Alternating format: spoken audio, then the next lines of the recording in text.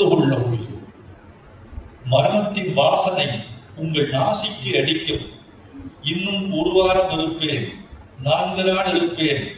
மதுரைக்கு போயிருக்கிற மகனை வரச்சொல், மும்பைக்கு போயிருக்கிற மகளை வரச்சொல், என்னுடைய மருமகள் வெளியூரில் இருக்கிறார் வரச்சொல், டாக்டரை இங்கே இருக்க சொல், இடவு சொல்லிவிடுகிறவரை எங்கேயும் போக வேண்டாம் என்று சொல்லிவிடு, 3 நாட்களுக்குள் முடித்து விடுவேன் என்று பெரியவர்கள் சொல்லி நான் கேட்டிருக்கிறேன்.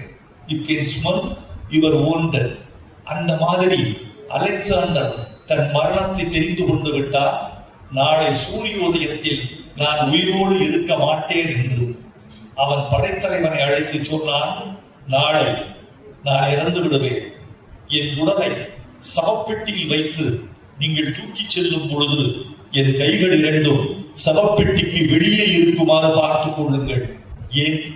ஏன் மன்னா அப்படி?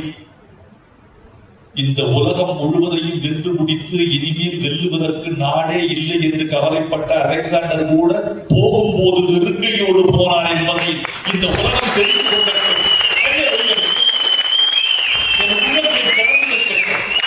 என் விரல்கள் மூடியிருந்தால் விரல்களை பிரித்து விடு. இந்த விரல்கள் என் உள்ளங்கையை மறைக்க கூடாது.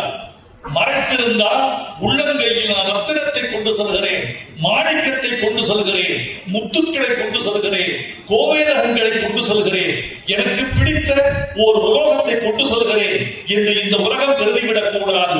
விரல்களை பிரித்து விடு, உள்ளங்கையை விரித்து விடு.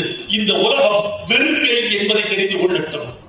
இந்த உலகம் முழுவதையும் வென்றதற்கு இந்த கல்லறை குழி போதுமானதாக இருக்கிறது. இது அலெக்சாண்டர் கல்லறையின் மீது எழுதப்பட்டவை.